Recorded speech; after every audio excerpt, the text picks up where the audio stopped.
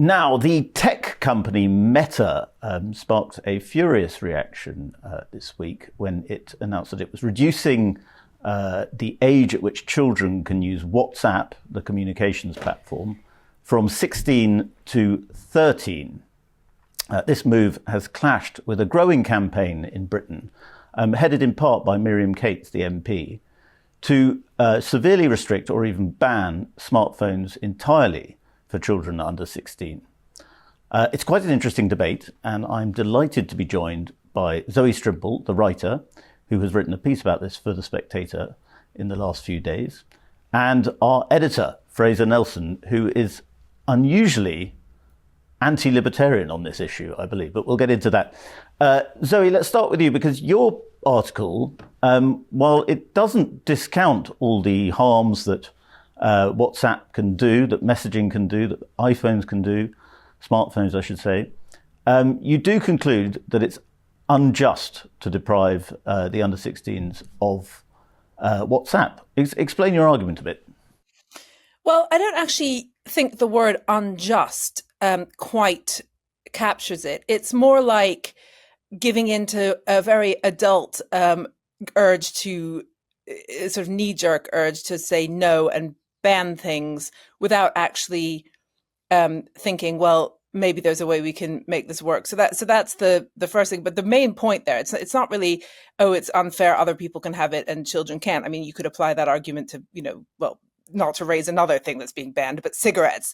It's more that we have to get real. I mean, we are living now ever more rapidly in an age at which it's not optional to ban these things. It's just like, it's ridiculous. It's like banning, as I said in my article, the air. And so to me, it just seems entirely more sensible to have a, evolving and intelligent way of instilling in children basically how to use smartphones without exposing themselves to material that they themselves will be paying the price for later. The second point I tried to make, and here maybe is where just is more of a better word, is that, to banning chat is just, that's, again, how long is a piece of string? Chat is what teenagers do. Chat is what children do. It is how they develop who they are. It's how they develop their sense of language. It's how they keep up with their friends. It's how they figure out the world. And the point I made in the piece, and I don't want to fall into the trap of saying, well, there's really no change between the, people worried about the radio and they worried about videos and now they're worrying about the internet. Obviously, there's a singularity that's been reached with smartphones. But I think the fact is, banning the means of communication just seems such a bizarre thing to do. Shouldn't we be rather worrying about what it is that children have to communicate about, and therefore perhaps focus more on the ideological crap that so many teachers are throwing at them, or the boringness of so many lessons, or, basically what's in their world seems much more important than whether they can message back and forth until the early hours. So that's my view. Fraser, you are very against banning children from smoking later. Why do you not support the idea of letting them use WhatsApp now? Well, I would describe myself as a liberal rather than a libertarian. I'm a kind of old-fashioned Adam Smith liberal, right? That's my political outlook. But when it comes to parenting, nobody can really argue that children have got these rights. I mean, children aren't allowed to do a whole bunch of things, smoke and drink, and they have to live under sort of parental authority. So I don't think it's necessarily a contradiction to be a liberal for consenting adults, but to be a little bit more concerned about what children have got the access of doing. And the reason that Facebook is acting is because there is a large amount of parental concern in America, triggered to studies showing fast deterioration in mental health, and an explosion in anxiety, in episodes of self-harm, even suicide attempts amongst young children. But all this has been documented in the book by Jonathan Haidt, The Anxious Generation, which has been released, and it's triggering political debate, I think, on both sides of the Atlantic. Now, Florida, for example, just, I think, bans smartphones for the under 14s. You've got some other states like Louisiana, Utah, that are requiring parental consent. So I think what we're seeing here is the social media giants realizing that there is research which links social media usage to mental health problems amongst children, and working out that there isn't that much of a case for children to be on these platforms and quite a large case for them not being on them. So what they're doing now is they're simply moving before various legislatures in Europe and America start to move on them. My question, sorry, just to dive in, is are people taking due account of the incredible benefits that smartphones have brought children and the sheer amount that they can learn from having access to, as I said in my piece, chess.com is an interesting example. Some teachers in US schools find they can't make anyone concentrate because they're all furiously playing chess on their phones. Rishi Sunak has tried to make chess a part of the national curriculum. So I don't dispute that there are genuine concerns and they're huge, or any of Fraser's unease. But I would say that in these conversations, I think we are at real risk of not, equitably looking at the upsides. The other thing I would say is that it's all very well banning, firstly, we're not being clear about whether we're talking about WhatsApp's age or smartphones more generally and social media. I don't consider WhatsApp a particularly social media. It's a messaging platform. The thing is, if we're going to do that, what are we doing? We're making it harder for children to talk to each other after school without seeing each other. That worked back in the day. Back in my day when we talked all day, we had landlines and we had separate lines, as I said in my piece, where someone could put you through, and there was a way less of a kind of breathing down the neck atmosphere around physically going and seeing someone. And in the US anyway, you can drive at 16. I don't see an equivalent set of measures changing here that enables children to keep chatting after school, perhaps into the night. So if you're going to ban WhatsApp and you're going to get all knickers in a twist about that, you've got to give them some other outlet for endless chatter, because that is what they need to do and that is what they should be doing. So that's one thing. I mean, in terms of the bad stuff and the anxiety and all the things that they encounter through proper social media, Instagram, TikTok, Snapchat, YouTube, that's a conversation I would also argue isn't about banning, but is about people making children interested in other things, basically. But WhatsApp is not just a straightforward messaging service. I mean, it is social in the sense that you can have huge groups on there. And I know that children of my children's age are on these enormous groups with large parts of the rest of London. And it's the concern is what can get shared on there and what children can see as a result. How is that different from email? Wouldn't they just figure out that you can have enormous groups on email as well?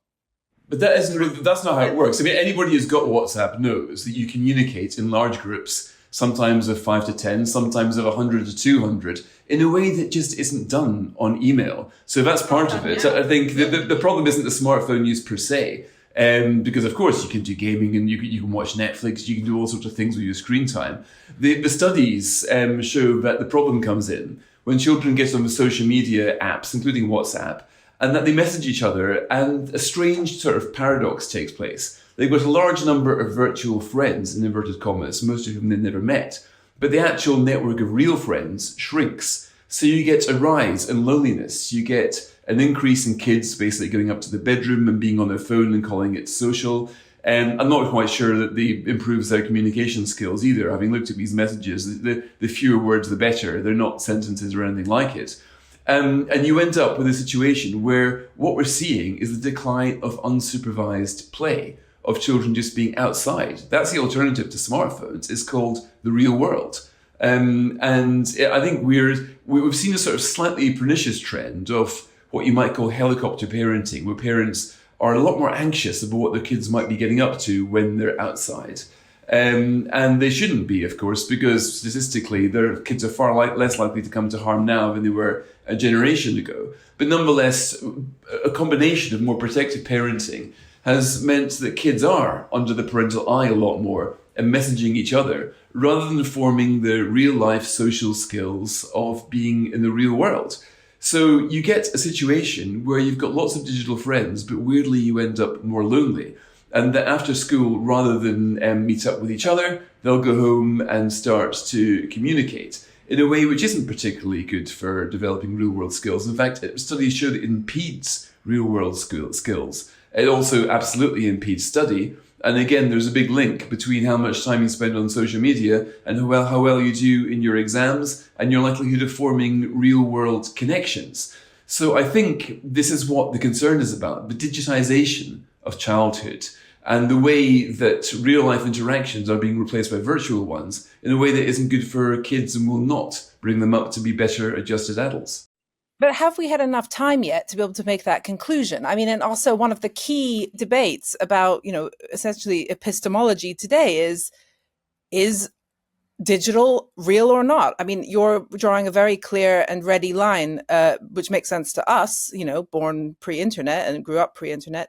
But I think increasingly we have to look at the possibility that the sorts of slang messaging that makes sense to them, that their digital friends, isn't necessarily not real life skills. I mean, that's why people are in such a hurry to hire digital natives, because they've grown up on this. They understand the cadences. They produce the viral. They know what it is to go viral. They understand all this stuff. We don't. And so I'm hesitant to assume that the old binary that seems so obvious to us between internet life and offline life, is so clear. And the other thing I would say is that playing outside is all very idyllic and lovely. I'm not sure for lots of city kids that's entirely possible, but also we are talking about 13 to 16. That's a teenage age range where they aren't just out in the street playing hopscotch. People, this is what we used to do. I'm sure you did too, but I don't have much other reference point. But it wasn't playing outside. Sometimes it was playing outside, but by that age, it was sitting inside, often when parents weren't around, getting up to stuff or talking about stuff so it wasn't supervised play. Perish the thought. I mean, isn't that exactly what we want kids to be doing? Getting up to stuff with each other, communicating in real life with a group of friends. Well, I don't know, but I think it's not supervised play. It's teenagers being teenagers. And I'm just not sure that it's so different what they're talking about on WhatsApp. I don't know. They could make friends across the world and talk to them. Whereas, we were stuck with, Jesse in the next class or whatever, which was fine. But I actually probably would have been happier, and I'm sure I'm not alone in having a much wider range of possible friends, even online friends. You can have real friends and online friends. Fraser, do you think, Zoe's touching on something there, because what we're talking about perhaps here is parental or middle class guilt, because a lot of us spend, I know you and I, partly because of work, mostly because of work even, spend a lot of time on our phones, and we're aware that our children are aware of it. And so we're trying to sort of ban something because we feel so bad about our own usage. I see it slightly differently. For a start, it was wow, look at this device here. This will keep a kid quiet and occupied for a long amount of time. And walking around now, you can see, like, I was in the Westfield Centre the other day and saw there's these prams which have got a special holder for smartphones. So the kids, often 3 or 4, can just sit and play a game or swipe as they're being pushed around, rather than kicking off because the parents are shopping. Now, you might initially think, well, what's the harm in that? But then you find out when they grow up, the studies are certainly coming. Now, this is, to Zoe's point, this is why we're getting worried about it now, because only now are we starting to see the studies pointing to what can only be described as an epidemic of mental health amongst children, especially amongst teenage girls. Instagram in particular, with this focus it places on the image, on this kind of two-dimensional self. And I think that the more you find out about it, the more you find out that these tools are just too sharp for these young minds. Now, nobody is saying, I'm certainly not saying, let's ban them completely. The studies actually show that about 1 hour of social media a day, 1 to 2 hours, that isn't that bad for you. It's when you're looking at 6 hours, 8 hours, 9 hours a day. And this is what you're seeing in many, many cases in children in Europe and America. This is when you start to go off the deep end. Now, of course, you might say, well, shouldn't parents be trying to control this? And yes, you can. There's things like screen time. You can try and set it, but it requires quite a lot. And the excuse or the argument parents so often get is the kids saying, look, you can't take me off this smartphone because all the rest of my class are on these things. So you're excluding me socially.